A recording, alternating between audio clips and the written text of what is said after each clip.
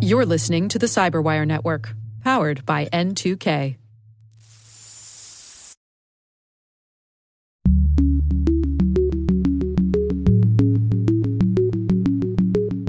I love the callouts for critical infrastructure. I am even more pleased to see industrial control systems and operational technology highlighted. I think that every company and critical component in the United States, whether it's digital or, kind of classic legacy technologies, should compete on security. Hello, everyone, and welcome to Caveat, the CyberWire's privacy, surveillance, law, and policy podcast. I'm Dave Bittner, and joining me is my co-host Ben Yellen from the University of Maryland Center for Health and Homeland Security. Hello, Ben. Hello, Dave. Today, Ben brings us the story of immigration and customs enforcement using its authority to gather data from schools and medical clinics. I've got the story of ChatGPT's lies and the Biden administration's possible regulatory reaction. And later in the show, my conversation with Danielle Jablanski of Nozomi Networks to discuss 1 year of Shields Up, the national cyber strategy, and Russia's war on Ukraine. While this show covers legal topics and Ben is a lawyer, the views expressed do not constitute legal advice. For official legal advice on any of the topics we cover, please contact your attorney.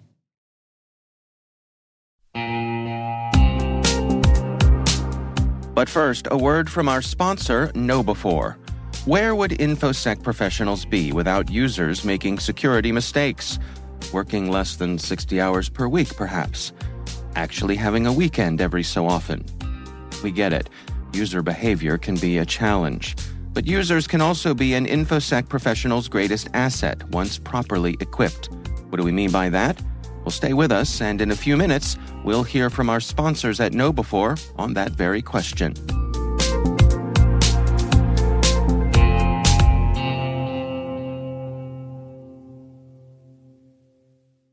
All right, Ben, we've got some good stories to share this week. Why don't you start things off for us here? So my story comes from Wired, and it is about immigrations and customs enforcement using a little-known statutory authority to collect electronic data from public schools, abortion clinics, other entities that we would think would restrict giving data to government agents. So we're referring to administrative subpoenas known as 1509 customs summons. These are supposed to be used only in criminal investigations about illegal imports or unpaid customs duties. Wired did an investigation and determined that ICE has been seeking records of items that have nothing to do or little to do with these types of violations.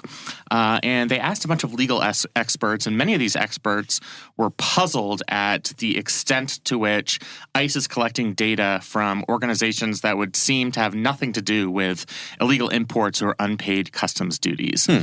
So using a Freedom of Information Act request, Wired found that agents issued customs summons more than 170,000 times during a 6-year period. So that's about 75 times per day, I believe, if I'm doing my math correctly. So rather significant number of summons. Most of these summons are issued to big tech companies.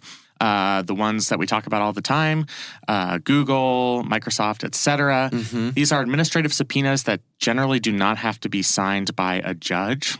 So one of these companies, whether it's Meta or whomever, gets the subpoena and they are compelled to turn in records. And some of the records that are turned in to immigrations and customs enforcement are pretty puzzling. They mention a surveillance video from a major abortion provider in Illinois, student records from an elementary school in Georgia, health records from a major state university's student health services, data from 3 boards of election or elections departments, and data from a Lutheran organization that provides refugees with humanitarian and housing support. In separate instances, they found that ICE is actually using these summons to pressure news organizations to reveal information about their sources, which is a major First Amendment no-no. So this is sparking concern in the digital privacy community. There's an incredulous quote by somebody who works for the Electronic Frontier Foundation saying that the frequent and widespread use of these summons creates a situation where the agency can go rogue just by using this tool for investigations that fall outside the scope of the law. So There's sort of plausible deniability here because with the information we have from this Freedom of Information request, we can't definitively determine that any of these summons were issued improperly.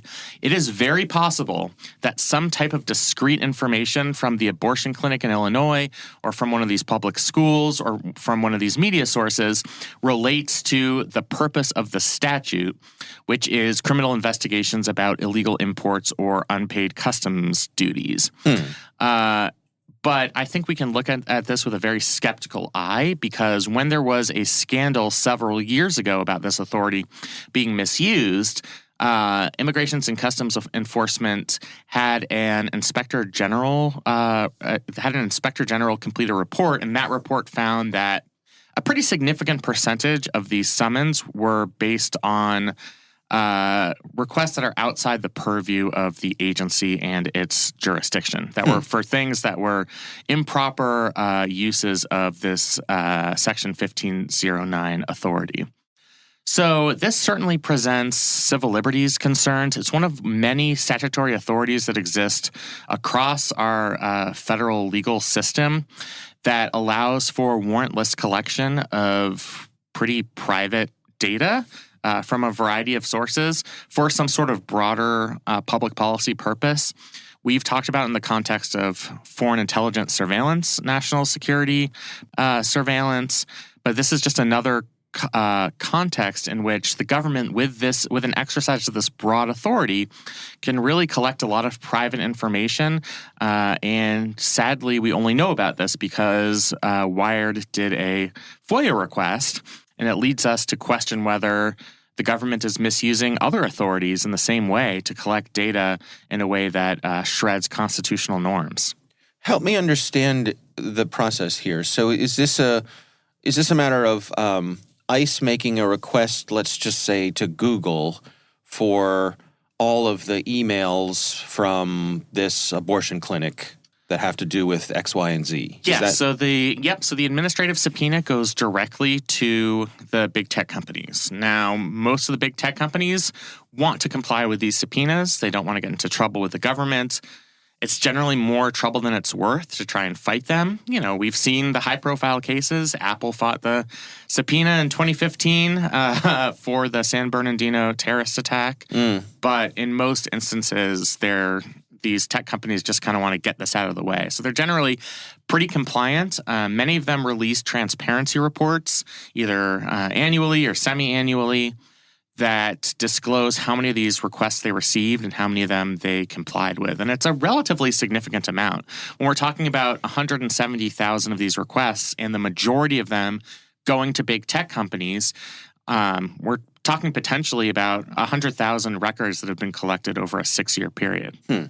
Now, in our hypothetical here, this made-up abortion clinic, would they know that their records had been summoned? They would not.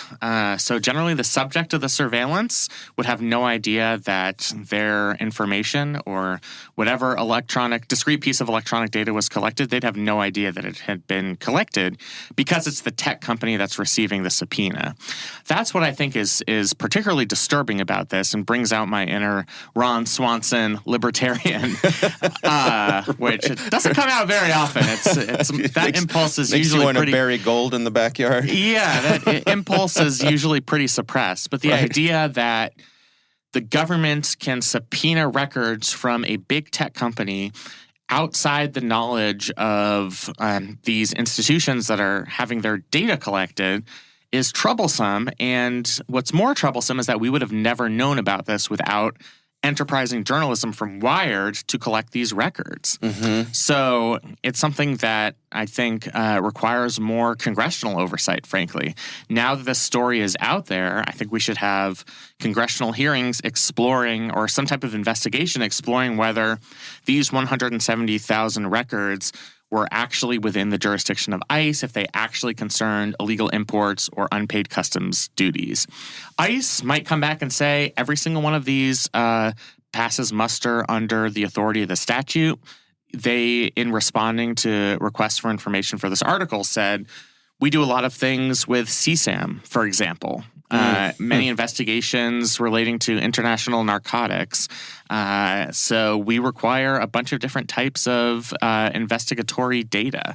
It's just part of our everyday work, and we're not going to tell you exactly why we collected or requested more than 100,000 records here. They're not going to explain every single one of them, but I think in the aggregate, they would be able to say, trust us, we're doing this for justifiable purposes.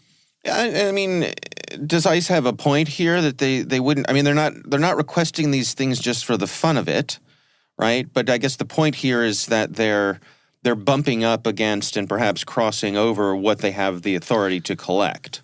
Yeah, I think we can definitively say they're not doing this for the fun of it. Yeah. However, when analysts look at this, there are some records collections that are so puzzling because there's almost no way they could have any relation to the type of authority that Immigration and Customs Enforcement has. When you're collecting, when you're issuing summons to hospitals and elementary schools and high schools and universities, it's hard to imagine how a student or health record could possibly be relevant to a customs investigation under the law. Now, that's not dispositive. It could be relevant to one of those investigations. It just kind of strains credibility to grant ICE that presumption. So I think that's where the concern comes in. Is this the kind of thing where people would feel better about it if ICE had to make their case in front of a judge?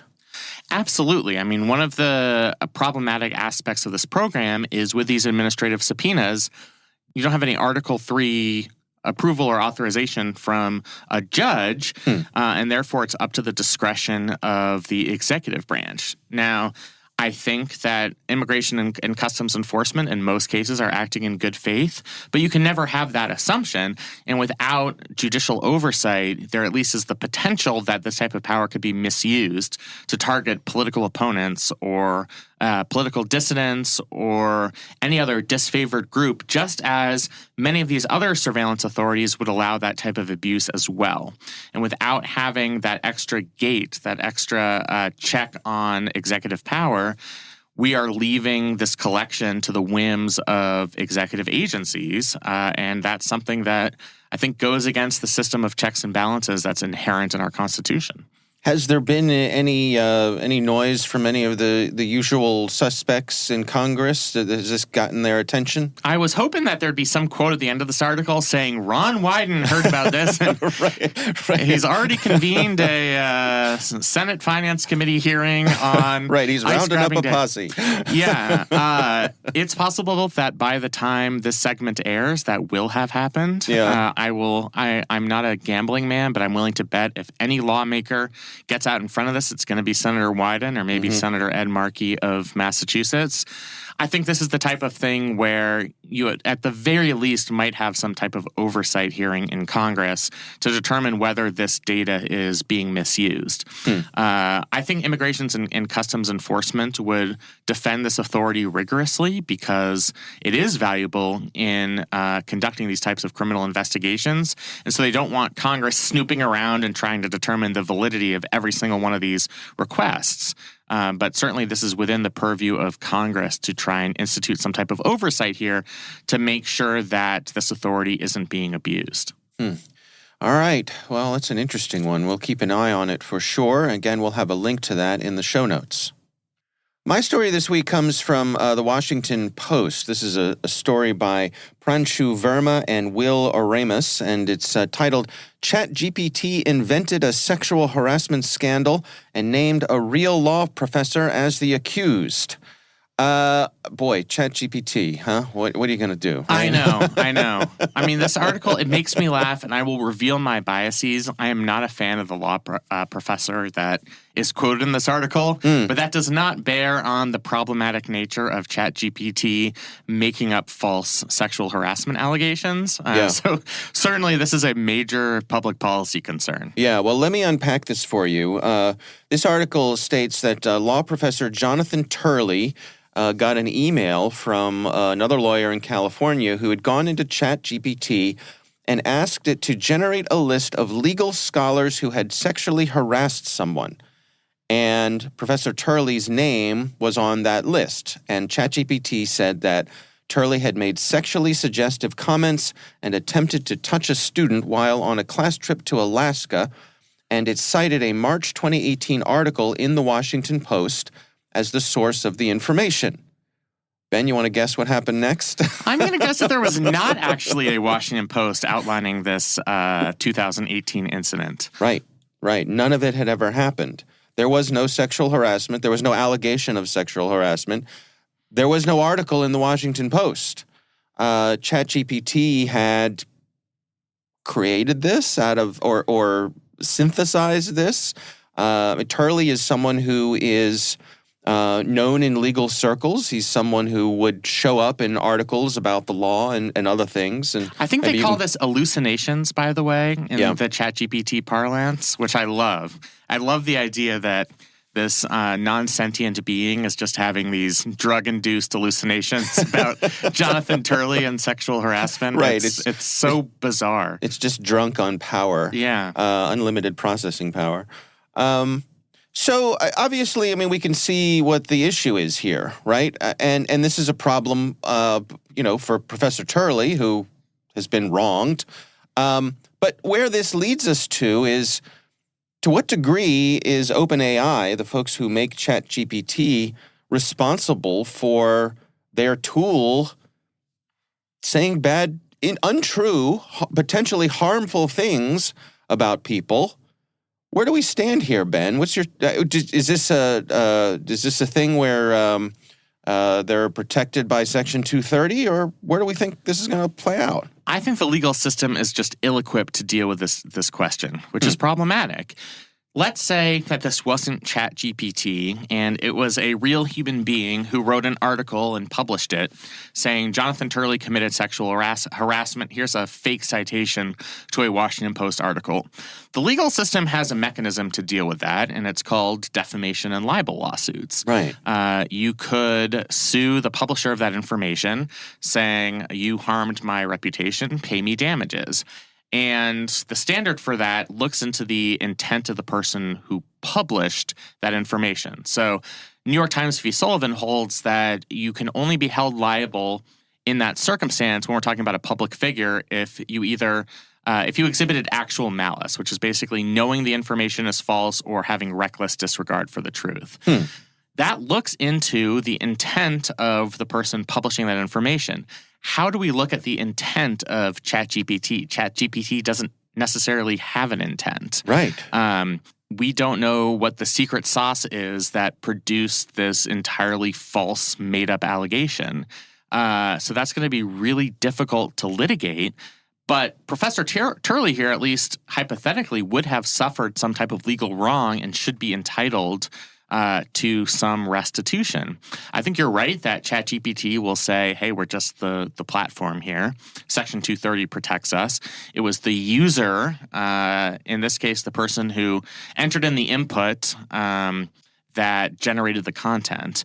But it really isn't the user that generated the content. It is the artificial intelligence that generated the content. Mm-hmm. So I just don't think our legal system has developed to the point that it can deal with something like this. And there is going to be a case at some point. I don't think it's going to be Jonathan Turley, but at some point in the future, there's going to be a real defamation case, and the court is going to have to wrestle with these Section 230 issues and looking into whether a non-sentient artificial intelligence platform can show actual malice under New York Times v. Sullivan. And I don't know how a court is going to wrestle with that.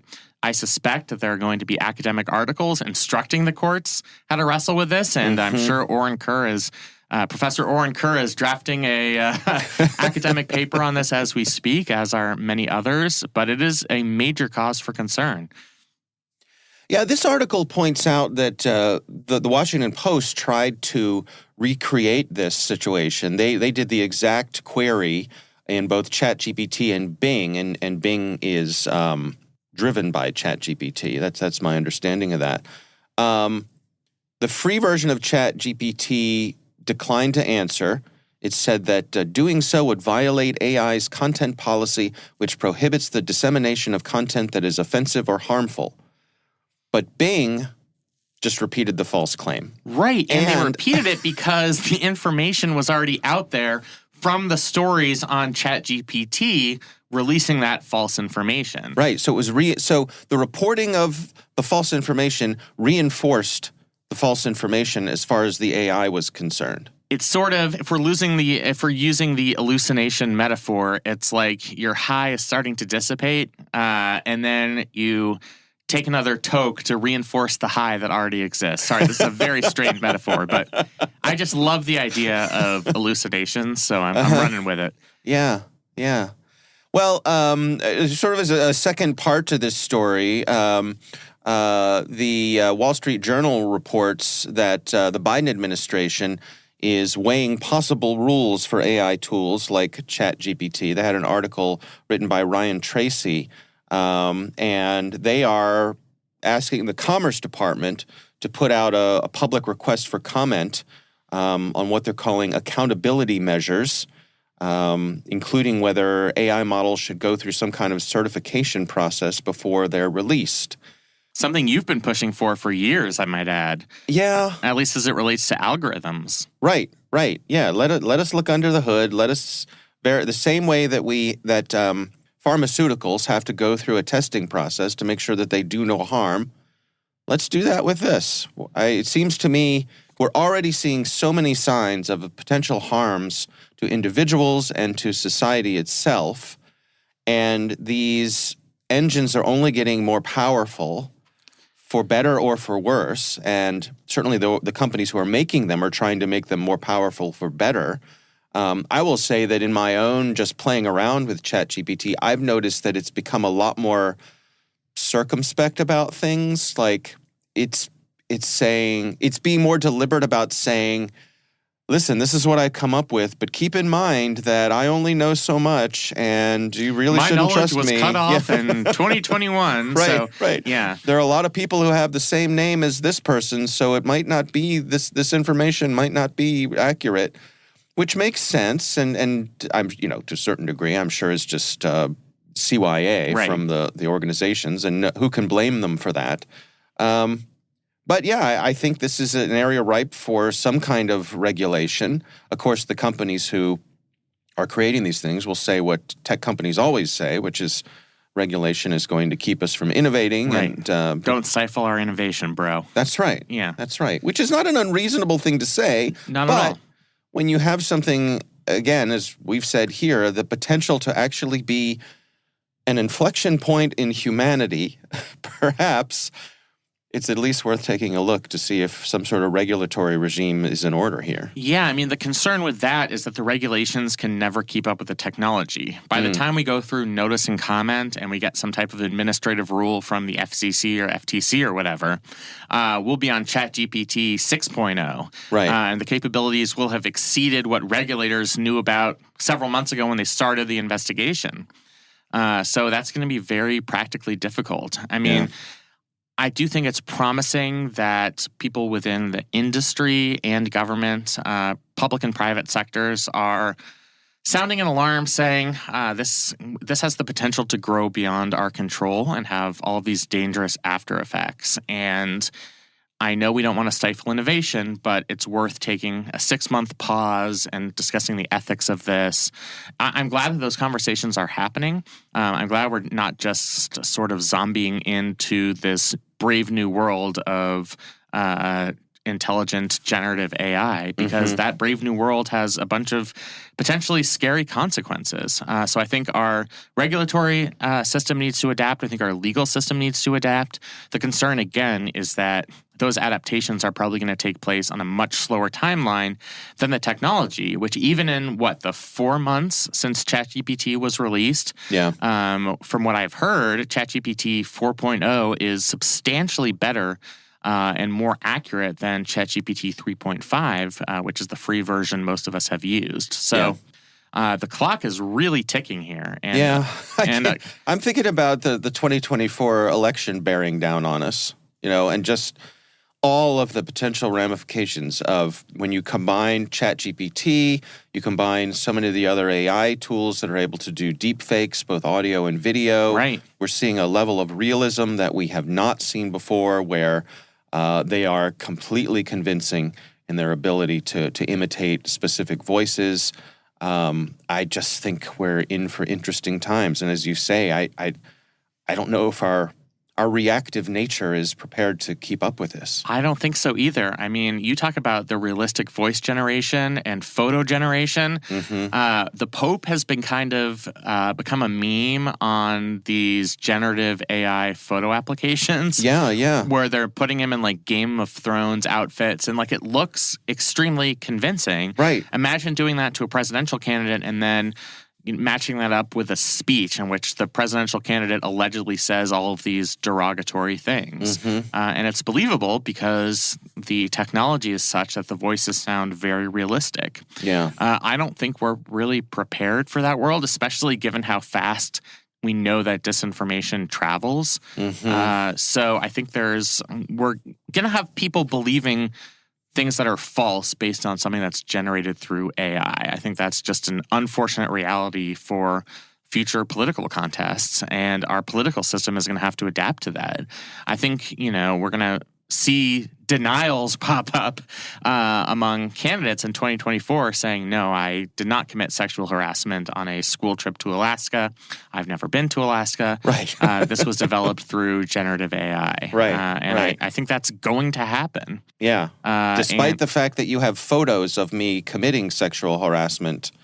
In Alaska, In Alaska, right. Standing in front of the Alaskan flag and a grizzly bear. Right. Denali in the background. That did not happen. Yes, exactly. Interesting times, right? It sure is. I mean, I don't think there has been, since we've started recording this podcast, there hasn't been as much of a fascinating / slightly terrifying development as the fast-paced development of these chatbot AIs. Yeah. So it's something that we will follow closely. I don't think we've ever seen anything like it. And even in the 1 to 2 weeks between our recordings, it seems like the landscape changes that rapidly. Yeah. So we'll certainly have a lot to talk about. All right. Well, we will have a link to that story in the show notes. We would love to hear from you. If there's something you'd like us to cover on the show, you can email us. It's caveat@thecyberwire.com.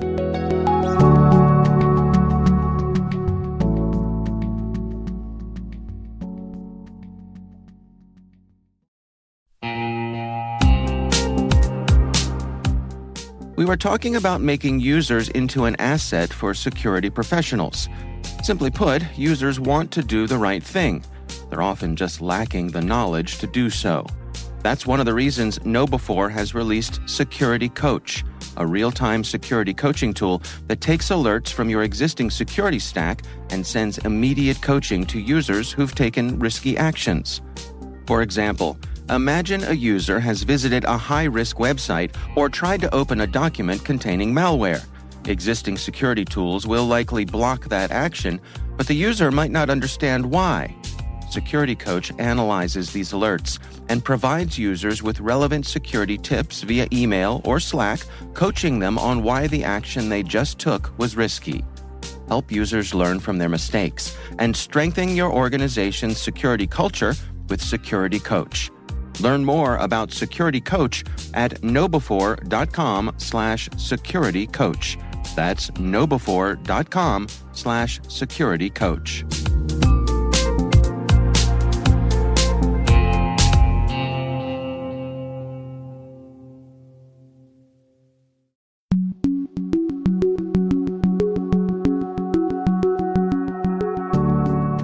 Ben, I recently had the pleasure of speaking with Danielle Jablanski from Nozomi Networks, and our conversation centers on 1 year of Shields Up, which of course is CISA's call to action for cybersecurity, also the national cyber strategy, and of course Russia's war on Ukraine.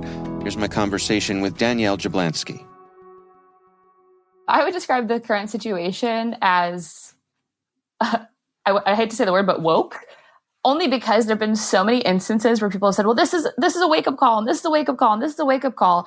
And I don't think that those wake-up calls have been calls to action yet, but I think everyone is awake, right? They are attuned to the risks. They understand the concerns. And now I think people are really starting to work together, whether that's with sector risk management agencies, with industry partners, with consultants and trusted advisors. I think everyone is awoken to the risks and ready to get to work, if that makes sense.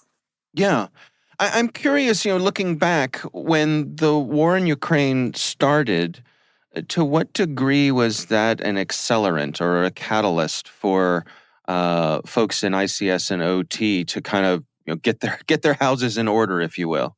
Yeah, and it's a good question, and I'll kind of approach it a different way. A lot of people have pointed to how fluid the kind of groups of actors are in the conflict, right? Because of the kind of uprising in hacktivism that's resulted. I've said this since the very beginning of the Ukraine conflict, that Ukraine would and is, or would have been and arguably is, the most well-prepared nation for cyber attacks and incidents in a classic kind of state-to-state conflict. That's a good thing, but they've been the most prepared for a number of years. And so I never expected there to be some kind of grand attack. I think that cyber capabilities from nation state to nation state are most successful when they are asymmetric. However, Ukraine was prepared and has been preparing for years. I think that their transition of their energy dependence and plugging into the rest of Europe was overlooked as a really great win for their planning and for their preparedness. But I also don't think that this conflict should be a blueprint for what quote unquote cyber war will or will not look like going forward, just because of that kind of demonstrable preparedness. But what I did learn from it is that nothing is off limits. And I've written about this for a couple of years now, which is if everything can be held at risk and nothing is off limits, then we've created a really insecure future for what cyber conflict does look like. And that brings me back to a couple of things that are happening now. And I would say to a certain extent, they are direct results of that conflict and lessons learned. But I think for a number of years, that attribution question was this big looming, can we point to a nation state actor or a state sponsored, group, et cetera? And we've really shifted that conversation to intent. And I think that is the biggest takeaway that the United Nations is looking at, that the United States cybersecurity strategy that just came out is looking at, if not attribution, if large scale, naming and shaming and law enforcement isn't really quite working on our behalf, how can we focus in on intent to change the dynamic? And I think that's really interesting. Well, help me understand that. What do you mean by intent? Can you unpack that for me? Sure. So a couple of different things. So obviously in the legal context, intent is something you have to prove when you're trying a case. In the UN context, there's a new recommendation or best practice. I don't know what the actual name of the treaty or whatever that they're working on right now is, but they're looking at the ability to prove intent. And I can pull up some notes from that. I don't have it in front of me. But also when the strategy was coming out in the United States, Chris Inglis has referred to what he called affirmative intentionality, which was asking more of industry to raise the bar on cyber responsibility, liability, and resilience building. But it all went back into this intentionality. What is the intent behind what you're building? What is your intent to secure what you're building? What is your intent when you're attacking these systems? And what is the effect that you're going to cause based on that intent? And I think that is a sea change, actually, that goes along with a pretty dynamic new strategy, but it's not something that's happening in a vacuum within the United States. You spoke about nothing being off limits. Where do we stand when it comes to establishing cyber norms? And I'm thinking about, rules of armed conflict and, traditionally things like hospitals were off limits. And that doesn't seem to be the case with cyber. Yeah, I think there were a couple of efforts, right? Like the Talon Manual efforts and different things with the UNGGEs, the group of governance experts. Nothing materialized that has been any type of international norm or standard. There have been some bilateral negotiations, if you remember, like with China to say, we need to stop some of these certain activities. We need to really kind of quell IP theft and things like that. But at a broader, international level, there really hasn't been anything. I do think, though, that the United States has gotten more concerned with looking weak, for lack of a better kind of term, within cyberspace. And I think the best example of that is actually the activities that happened after the Colonial Pipeline incident, where, it was never written in any type of output that was a red line for us as the United States. But everyone got together and said, law enforcement, cybersecurity community, et cetera, and said, how do we go after these people? How do we get that money back? How do we triage this incident and make it known that, something was wrong and it needs to be corrected and people are going to be held accountable? That's happened in a couple different instances, but there is no good kind of red line. But there is this assumption now that if you do something bad enough that impacts society, right, beyond kind of the target that you've chosen, then you might see the full weight of U.S. cyber policy behind you, whatever that looks like, and or the defense infrastructure that we have behind us in the United States, which I don't think we've actually seen at scale, right? Very well trained, very well resourced U.S. cyber capabilities in the military and the federal domain that I don't think we've seen together in a combined campaign towards any adversary, because I don't think that type of quote unquote red line has been crossed, right? I don't think we've seen any type of asymmetrical need to leverage that capability from our national kind of power. Do you think my perception that it's been intentional that, for example, our government has not set those red lines, that they've kept them fuzzy, that they have not been specific? Do you agree that seems to be an intentional policy decision? I do. So if you look at defend forward and persistent engagement, a little bit of that opaqueness is by design. There's a theory actually out of nuclear weapons space that Israel has for their nuclear weapons, right, where they publicly deny them, but then every once in a while showcase them. Strategic ambiguity. That was the kind of umbrella term for Israel's nuclear policy, strategic ambiguity. And so I think if you look at kind of the whole scale impacts of defend forward and persistent engagement, it is a little bit like strategic ambiguity. But I also think that within the national strategy, the liability issues and the other things you've seen come to light over the last year across the cybersecurity community, which if you remember that, our entire industry that we operate in isn't regulated in the United States. But I think we're seeing kind of this review or kind of due diligence across the nation of like, what is our capacity as a nation state in cyberspace? I don't think we've seen that before. And so I do think some of that ambiguity is out there. But I also, in my previous work with the military, have heard from a lot of leaders that, in the private sector and the public sector and within the military industrial complex, that there's no clear understanding of how many attacks or back and forth, targeting of adversarial targets, as well as being hit, in the United States, we could defend against, right? So there's this kind of domino effect that I think strategic ambiguity tries to put off or dismiss. And so it's just like in the nuclear domain, which is a little bit of my background, right? We've kept a lot of our missile silos as targets for the enemy or the opponent to waste in times of conflict so that they can't then take their arsenal and point them all at our major cities. And I think that that's an interesting comparison because we don't know what that looks like in cyber either. I don't think that there are critical infrastructure targets that we can quote unquote waste. And so how many or what's the breadth of what we can withstand in a quote unquote tit for tat type of escalation, we don't know. I think that the jury is definitely out on that one. Yeah, that's fascinating. The whole notion of, nuclear missile silos as honeypots, right? Right. And they're not technically honeypots. They're just, they're not decommissioned so that they would need to take those out in order to have any type of impact that they would want, depending on their objectives. Yeah. So the Biden administration recently released their national cyber strategy. I'd love to hear your insights on it. How do you feel it comes across as a policy statement? I like the strategy a lot. I'm a big fan. I know that we could debate the implementation or the teeth or the enforcement level, until we're blue in the face. I think a lot of that is meant to be ironed out. I also think it's ironic that anyone would call anything in this strategy new. A lot of the debates that have made it into the national conversation are old debates. They just never were part of a strategy because they were quote unquote too difficult. And I think that this strategy is really an invitation to continue to have difficult debates in the United States. That's what we're built on. And then to seek progress, seek cooperation, seek input I think it's the most kind of bilateral conversation that we can have at the national level in terms of a policy. I love the call outs for critical infrastructure. I am even more pleased to see industrial control systems and operational technology highlighted.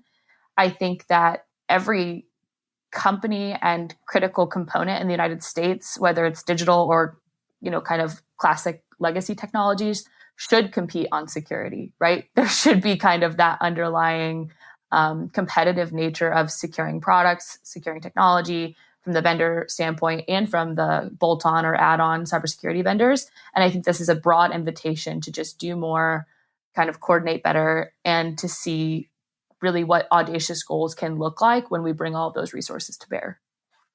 Where do you suppose we stand with the public-private partnership aspects of this? When you think about the military, there are certain things in terms of a national defense that are pretty clear what their responsibilities are, defending the border and so on and so forth. But with cyber, I think for a lot of historical reasons, a lot more of the defense falls on the private sector.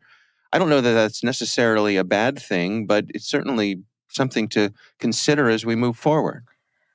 I do think it's something to consider. I actually wanted to study this. When I was working at Stanford, I was considering whether to go into the private sector or to go back and do a PhD. And what I really wanted to study in a PhD was, what do the handbooks look like for training nation state or state-sponsored groups in our adversarial nations versus what do the handbooks look like or the training look like for U.S. forces at the national level? And the issue was, you can't get your hands on what the handbooks look like or what the training and guidance looks like, but it exists. And so there's this kind of broad open question in terms of how targeting happens, right? Because companies in the US always ask people like me, like, why would I get targeted? Or how would you know if I were next? And that question is really difficult to answer because it depends on your risk profile and how opportunistic you could be targeted. Or somebody would really want to cause a bad day and choose you. And there could be a number of cascading impacts and reasons for that to be the choice or the calculation. But I think that targeting question is this kind of known unknown. And at the same time, the kind of way in which, non-democratic regimes can exert influence over their private sectors leaves us a little bit asymmetrical compared to some of our peer adversaries when it comes to the cyber domain. And so I think that this is kind of an invitation to get around that fact and to try to, for lack of a better term, recruit and be part of a draft in a sense to build more national capacity for resilience, given that asymmetric reality. And it seems as though the federal agencies are doing just that. I mean, there's a real emphasis on recruiting right now. Absolutely. Across the board. And there's tons of, this could get into a whole hiring conversation, but there are tons of open positions. There's a lot of retirement happening, but a lot of new creation. We're seeing a lot of the technical barriers being broken down. Basically, if you have an interest, we'll teach you. We'll teach you anything, right? We're just trying to get people Right. in the door. Which is kind of, you think about, that's an opportunity that the military has provided lots of people, to learn your trade. Where else are you going to learn to fly helicopters or repair technical things? Well, the military could provide that opportunity. Seems to me like it's the same with cyber. Absolutely the same. And linguistics, there's tons of other skills you can learn. There's so many different applications. The best advice I've heard that resonates across the most different kind of levels of expertise in cyber, if that makes sense, is pick one thing and learn it well, and you can do anything else in this field. Kind of like if you were going into linguistics, right? You would pick one language, you would get really good at that one, and then you would start to learn more, whether that's Romance languages that are similar. You can apply that to coding, right? You can learn one language, know it really well, start to branch out and learn a few more. Same with cybersecurity applications, right? You can learn forensics and know it really well. You can learn pen testing and know it really well and be able to pivot if you don't love your day-to-day, but knowing that you have that base to build off of. It's very similar to, kind of the military route where you are, provided a role, and then you can pivot and grow and learn and add, different specialties. Just like in cyber, you can add different certifications, but they're less required than they once were because we know we really need a groundswell of support in this field. Swinging back to ICS and OT cyber, what's your outlook for the coming year as you look toward the horizon? Are you optimistic? I am optimistic. So back to some of the intent pieces, I went and found an excerpt from the UN treaty that's on the table.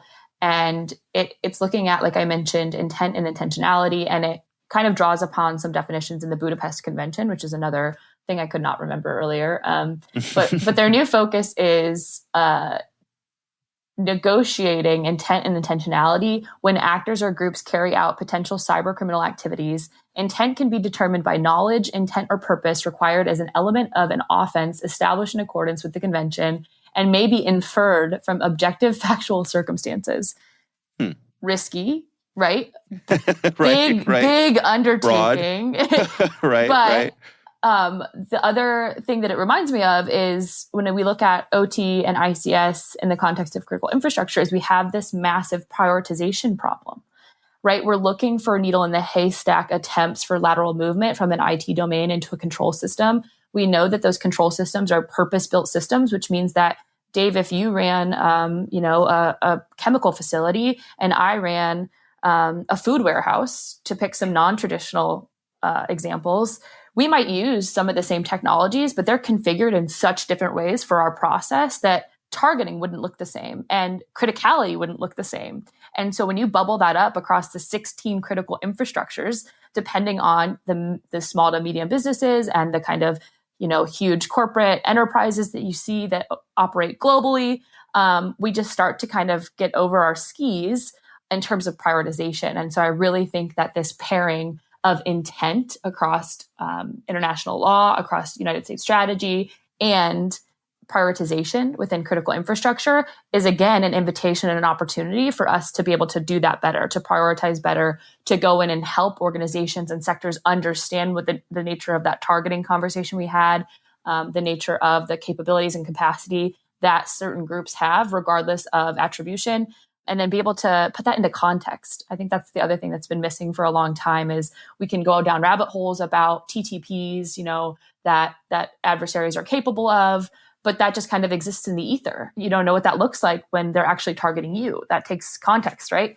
And so then you have kind of the opposite, where someone will go in and do a really good kind of risk metric and risk framework, but then they might get caught up on the likelihood of success because they don't know enough about the TTPs and the adversarial capabilities and components. And so mapping those and matching those precisely is a really huge undertaking. And I think also we forget, and I haven't seen enough credit given, that people don't just think about cybersecurity all day long, right? Like, we exist in this market and in this field, and I think about it all day long. But when I talk to my partner who is an engineer, or I talk to, my family, like, nobody is thinking about adversarial targeting of critical infrastructure all day long. And why should they? I mean, there's tons of other priorities that are competing for resources, competing for talent, competing for national policy, competing for all these other things. And so I think we also need to be a little bit humble in this field and just do more, like I said from the beginning, to work with our partners, to work with in my world, it's customers, but critical infrastructure owners and operators, to say, maybe you have some engineers that want to learn this. Maybe you have some engineers who don't care, and they just need to be able to translate the problem set to decision makers in their organization who do care. And we need to be able to level set and meet everyone where they're at, and be a little bit less overlords of the, this is the problem. And I think everyone's head is on a swivel when it comes to cybersecurity. Just looking at the number of best practices, resources. Do I follow this guide? Is this one enforceable? Is this a regulation? Is this compliant? The last thing I would say back to some of the strategy conversation is I've seen the strategy as this invitation, and it's asking a lot more from the private sector. But I think the government also owes a promise to streamline some of those competing frameworks, best practices, guidance documents for these sectors. And I think we'll see the sector risk management agencies start to do that. But I think that that's owed to the community, to the end users, to say, hey, we know that there's a lot of competing documents out there, and it's difficult to build a program with competing buckets. But this is really what risk management looks like for your type of business profile or for your specific sector. I think that will actually go a long way. And I think that that's what's coming.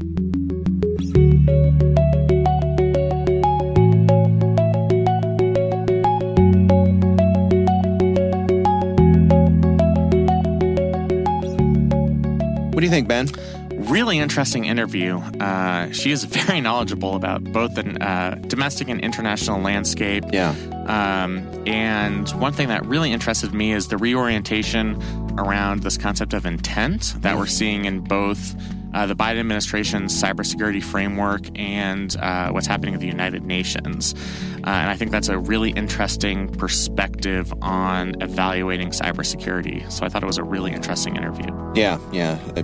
Danielle's a great guest. Just always time well spent. Very smart. Yeah, always just come away learning just the insights that she shares. Always a pleasure to have her, and I hope she'll spend some more time with us in the future.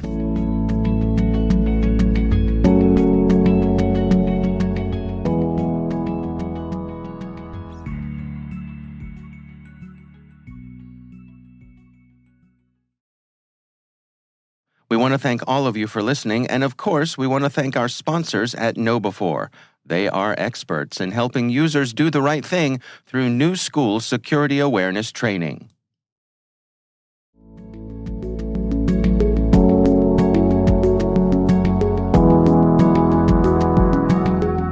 Well, that is our show. We want to thank all of you for listening. The Caveat podcast is proudly produced in Maryland at the startup studios of Data Tribe, where they're co-building the next generation of cybersecurity teams and technologies. Our senior producer is Jennifer Iben. Our executive editor is Peter Kilpie. I'm Dave Bittner. And I'm Ben Yellen. Thanks for listening.